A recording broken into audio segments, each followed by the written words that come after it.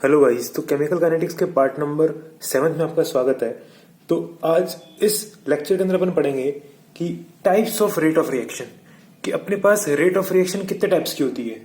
तो अपना जो फर्स्ट टाइप है वो क्या है, एवरेज रेट, और जो सेकंड टाइप है वो क्या है, इंस्टेंटेनियस रेट। तो मैं क्या बोल सकता हूँ कि अपने पास जो रेट ऑफ रिएक्शन है वो दो टाइप्स की होगी। पहली कौन सी, average rate, that is R average, and second कौन सी होगी, instantaneous rate, that is R instantaneous. तो यहां पे देखें अपन, तो अपने पास रेट ऑफ रिएक्शन दो टाइप्स की होगी। पहला कौन सा था, a average rate, that is R average, और सेकंड कौन सा था, इंस्टेंटेनियस रेट। तो अपन बात कर लेते पहले किसकी, एवरेज रेट की। तो अगर अपन रेट निकाल रहे हैं रिएक्शन की एक टाइम इंटरवल के अंदर, अगर अपन रेट निकाल रहे हैं रिएक्शन की एक certain measurable period of time के अंदर, then it is called as average rate.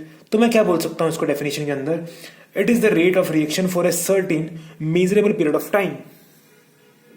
तो ये इसकी डेफिनेशन होगी, क्या होगी definition, it is the rate of reaction for a certain measurable period of time. अब समझते हैं इसको अपन ग्राफिकली। तो अपन देखें यहां पे अपने पास रिएक्टेंट है ए, जिससे क्या बनता है, प्रोडक्ट बी। सिंपल। अपन अब बात करते हैं इसकी ग्राफिकली, इसको समझे कैसे अपन।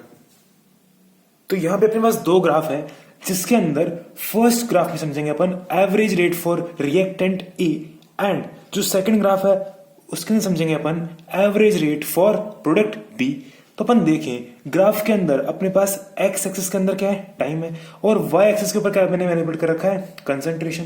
अपन अब बात करते हैं कि अगर अपन बात करें जो फर्स्ट ग्राफ है उसके अंदर रिएक्टेंट की, तो अपने को पता है at time T equals to zero पे रिएक्टेंट जीरो नहीं होगा, यहां पे होगा।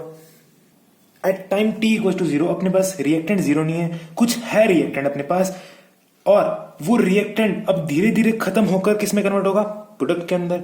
तो अपन बात करते हैं at time T equals to zero, origin पे अपने पास कंसंट्रेशन ऑफ रिएक्टेंट जीरो नहीं है, कुछ एक न्यूमेरिक वैल्यू है। सिंपल। अपन अब बात करते हैं टाइम के साथ साथ क्या होगी, अब कंसंट्रेशन ऑफ रिएक्टेंट धीरे धीरे धीरे धीरे क्या होगी, कम होगी। सिंपल। अपन अब बात करते हैं at time T equals to T1, अपने पास यहां पे मैंने देखा रिएक्शन के अंदर झांक के, तो अपने पास at time T equals to T1 concentration of reactant क्या बच गई थी, A1, and at time T equals to T2 अपने पास जो कंसंट्रेशन ऑफ रिएक्टेंट थी वो क्या हो गई थी, कम होकर A2। तो अगर मैं रेट ऑफ रिएक्शन निकालूं from time t equals to T1 to time t equals to T2, then एक certain measurable period of time की मैं क्या निकाल रहा हूं, रेट निकाल रहा हूं, और उसी मैं क्या बोलूंगा, एवरेज रेट। समझ में आई बात आपको। तो अगर मैं देखूं कि मैंने ये जो ग्राफ ड्रॉ किया, ये किसके लिए ड्रॉ किया मैंने, फॉर रिएक्टेंट, इसकी कंसंट्रेशन क्या है, ए। अपन हम बात करते हैं कि इसकी मुझे एवरेज रेट निकालनी, तो वो कैसे निकालूंगा मैं।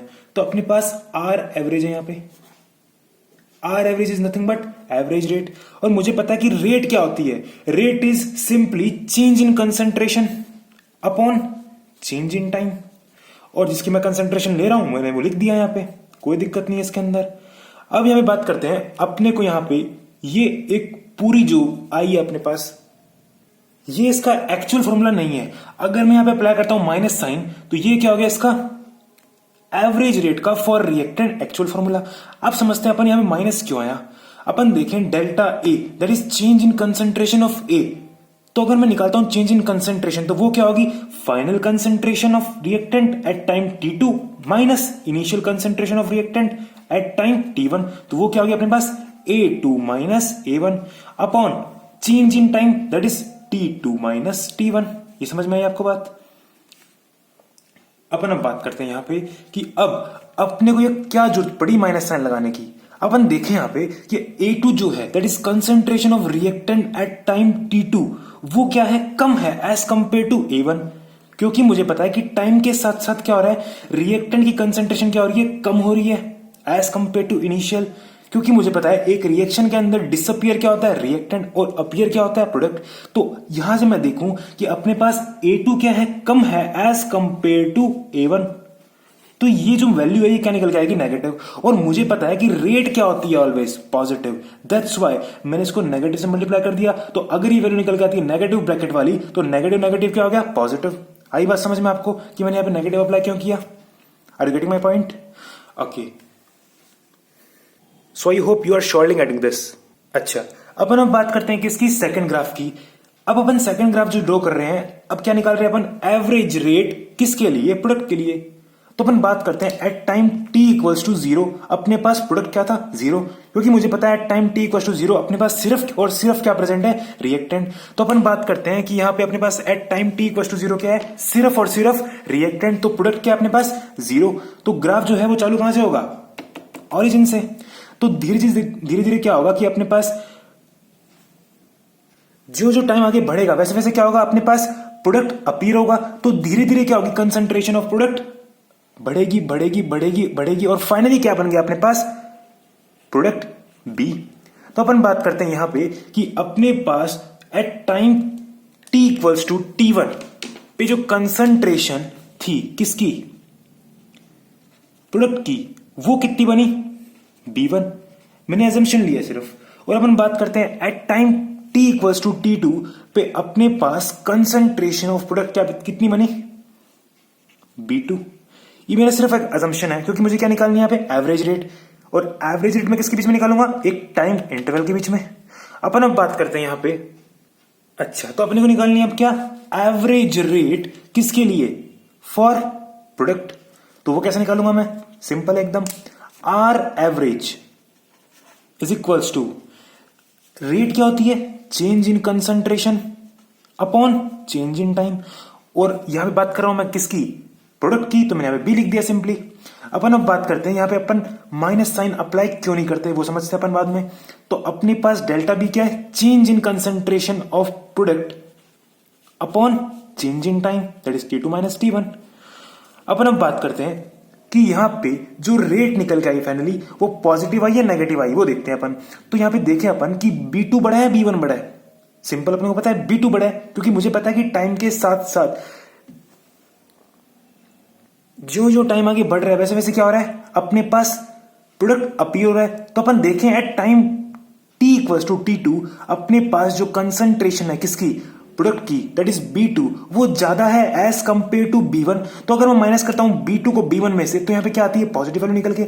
अगर यहां आती है पॉजिटिव वैल्यू निकल के, तो अपने पास ही पूरा ब्रैकेट का टर्म क्या हो गया, पॉजिटिव। और मुझे पता है कि रेट क्या होती है, पॉजिटिव, इसीलिए मैंने यहां पे माइनस साइन अप्लाई नहीं किया, सिंपल। जो मैंने कहां अप्लाई किया था, जब मैंने निकाली थी क्या, average rate for reactant, simple. तो ये था अपना सिंपल सा कंसेप्ट किसके लिए, एवरेज रेट का फॉर रिएक्टेंट एंड प्रोडक्ट, जिसको अपन ने ग्राफिकली समझा और थ्योरेटिकल समझा। सो आई होप आपको एवरेज रेट समझ में आई होगी। और अपन नेक्स्ट वीडियो के अंदर क्या पढ़ेंगे, instantaneous rate. So if you love this topic, then don't forget to like this video, share this video, and if you are new at this channel, then don't forget to subscribe our channel for upcoming videos and leave a comment for motivating us. And finally, see you off. Thanks for watching Upadhyay Chemistry.